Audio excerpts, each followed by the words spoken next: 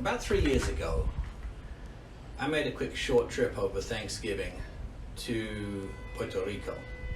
Found myself in Old San Juan, loved the architecture, loved the historical significance of the city and the buildings that were in it, and decided to grab myself a piece of Old San Juan. I bought a ruin, a completely derelict house that needed really to be torn down.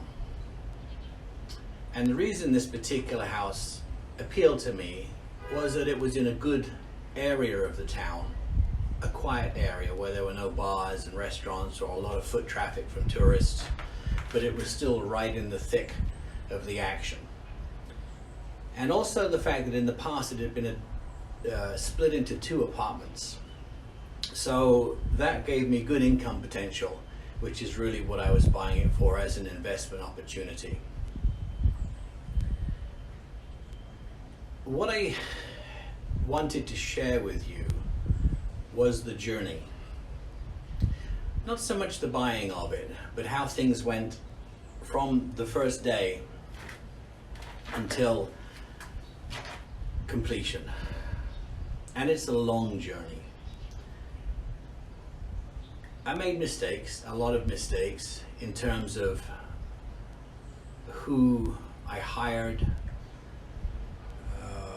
not being able to speak Spanish, and not really having a knowledge of the local market. So it took a long time.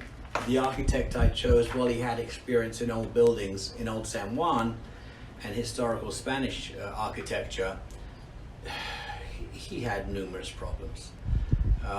He was retired, so he didn't have his staff to check his work. He would send me prints, they would have mistakes, I would correct the mistakes, resubmit them back to him, and instead of him being able to change them immediately, it would take 2 to 3 weeks, and when he did send them back to me, they still had mistakes, just different mistakes.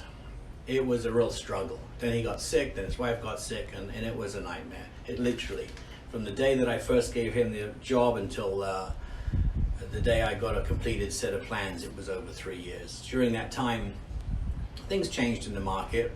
We kept coming here every year and spending several months here to understand, more about how the way things worked. But it was difficult. I looked online numerous times to try to find anyone who had gone through this process before, particularly in Puerto Rico, who could maybe give me some advice and guidance about the pitfalls I was going to walk into. And I found nothing, just nothing online, no blogs, no videos, no anything.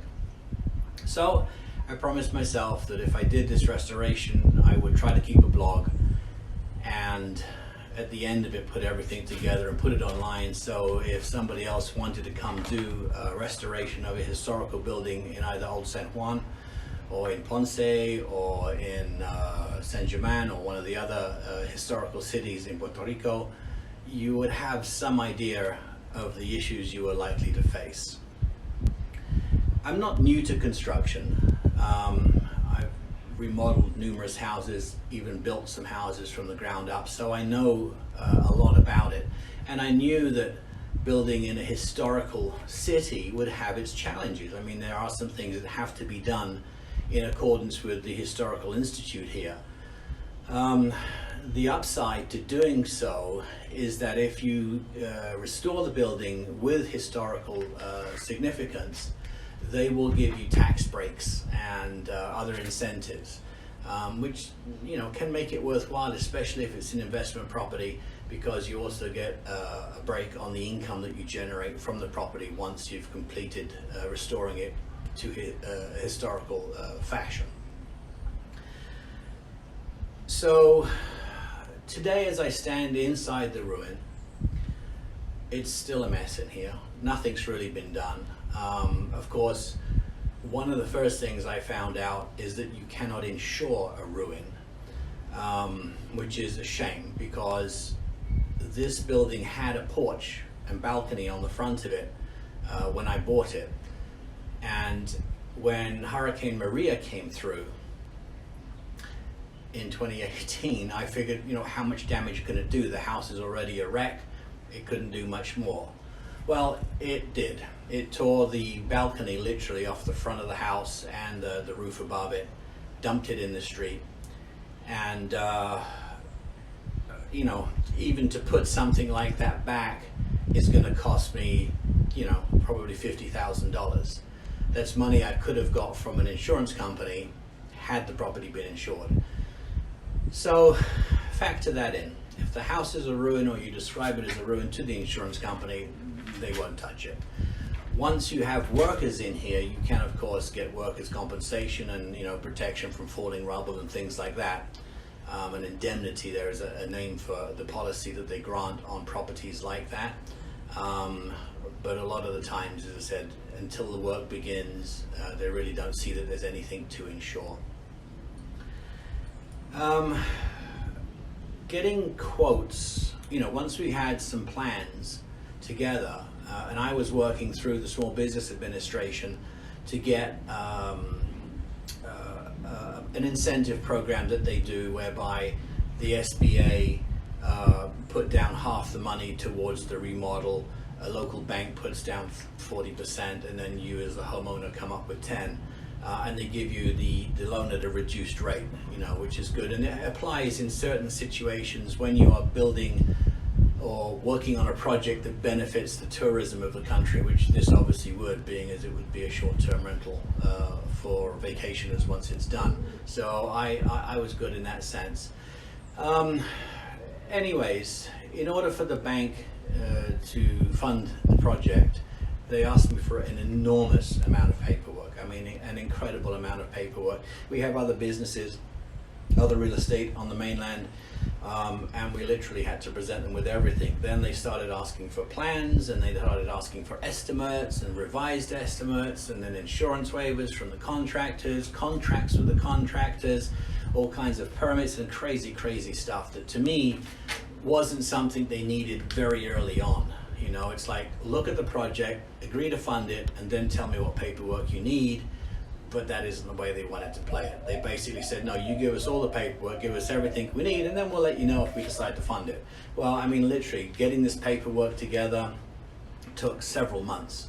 So a lot of time was lost. If you're doing it on a cash basis, obviously things will go a lot quicker. The other issue that I had, of course, was getting these estimates. This is historical. Not everybody knows how to work on this, so there's only specific contractors. I spent a lot of time going around to various contractors in the town. I would see them working on other projects, look at the work they were doing, see if I liked the quality of it, and if so, grab a name or a number to contact, and then have them come bid on the project once we got a sufficiently complete set of drawings. The insanity of it was the bids were absolutely all over the map, from I think the low end of $237,000 all the way to $1.6 million for the same project. It quickly became apparent to me that there were a lot of people trying to gouge you, especially if they see you as someone who's from out of town. So they were just throwing numbers out there. I don't think they really knew what it was going to cost, which is a good indication that they don't know what they're doing. But I think what they would do is they would say, hey, this will probably get done for $500,000. We'll tell him $800. If he pays it, we get to put $300 in our pocket, and we'll subcontract the job to another builder. So you have to be really careful of that. Get plenty of quotes. I actually ended up spending some money working with a duo, a consultant here in Old San Juan, who also had, one of them is an architect, engineer, and the other one has qualifications in the building area too. They're locals, and they helped, work as well as the go-between, and to help me get some things done. So the money I paid them, I'm sure we saved as the project progressed.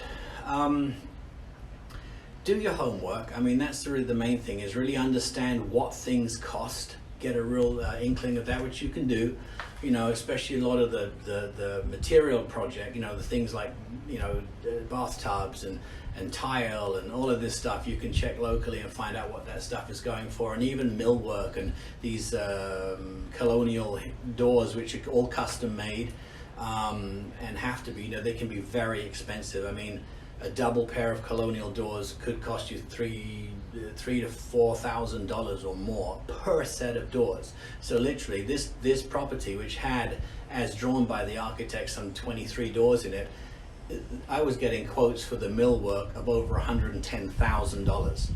So, you have to be wise to that when you're drawing your plans, and be conscious that if you don't really need a door, or you don't need a fancy door in that area, look at what alternatives you have and you can put in place, okay? Same goes with the windows. The windows are to be of a certain style, and they again are custom made for the job when you're working within a historical property, all right? Anyways, as I said, it's been over 3 years now. I think I bought this in 2016. As I speak to you, it is February of 2020, and we really haven't started the project. I had complaints from the neighbors, by the way, during the hurricane. They were complaining about the water that the house was holding because the roof was caved in, or it's got holes and leaks in it. And they said, oh, the water that the property is holding is a mosquito pond, and it's causing all these mosquitoes for us, and it's your fault, and if you don't do something about it, they would complain to the city. It's a nuisance, it's a nuisance. And again, you may end up having to have an attorney on a retainer just to be able to write letters back to these people and tell them to go pound sand, because most of the time they're just, bitching. Anyways, where I stand right now, is that we are pretty much got a complete set of drawings. The architect is still doing revisions on them now that we need to try to bring the cost down, because not the majority, but of the estimates that I got for the build, most were coming in around probably $500,000 to $700,000, which was way more than the $400,000 I had budgeted. So he is revising the drawings to see if there's areas we can save, basically at least $100,000. Then I have to get that set of drawings to the lender, the bank, and also to the permit office. And that's the other thing. You cannot begin any work in these properties. You won't get a permit even just to do demolition or cleanup without a set of drawings. And if you do the drawings, then you're going to have to pay tax and your stamp fee and various other things as well on top of it. So it's tough, and it's tough to get all your ducks in a row and find a good, honest contractor that is reasonable, in pricing. But at the end of the day, it's all about doing your homework, doing as much research as you can, understanding it, and talking to as many people. I've spoken to many people in the old city, some locals that have lived here all their lives, some other people that have done restorations, just to try to find out what I can to get names and contacts from them, and people that they like that were good, listen to the problems that they ran into to try and make sure I don't fall into the same traps. The scary part for me is that once we renovate this building, it'll be worth, I think at the moment in the current market, around 1.2 million. But including what I paid for it, which was 221, if you add into that the cost of the renovation, if it's 500,000, that means I'm going to be into that conservatively at 700,000. And of course, we all know these projects go over, so I could be into it for 800,000-900,000. Well, when you've only got a sales price of 1.1 at the back end, I'd like a little bit more wiggle room than that. So this is the time to try to really cut the cost as best you can without compromising the quality, but just really think about, do I need that at this time? Is that something we can do this way for now? And then do later. As an example, on the third floor of this building, this architect had drawn in 2 sets of wonderful doors that opened onto the gallery. Each set of doors was about $4,000. Well, as I looked at it, I said, I really don't need the doors. We can just leave those areas open. We'll build the arches as you drew it, but we just won't pay for the doors at this point, so it's open. And it's into a gallery area, so it doesn't matter if the weather gets in there. And in so doing, boom, you save $8,000. So those are the kinds of things you need to think of, but this is the start. As I go through this, I'll try to walk you through it.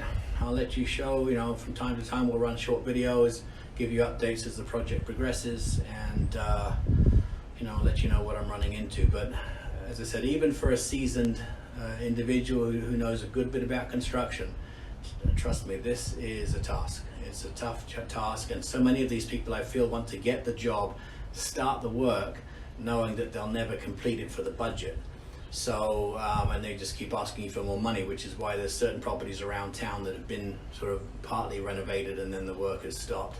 I can't fall into that trap. I have to make sure that we complete it for the allocated budget, so when I do work with a contractor, we will have a contract that will call for, you do the demolition, you get 40 grand, you put the concrete in, you get 50 grand, and so on. And we'll walk them through it, and if they don't finish it, then they don't get paid. That's how we're going to do it. All right, so hopefully you'll find this helpful, and as I said, I'll update you as the project progresses. Thanks.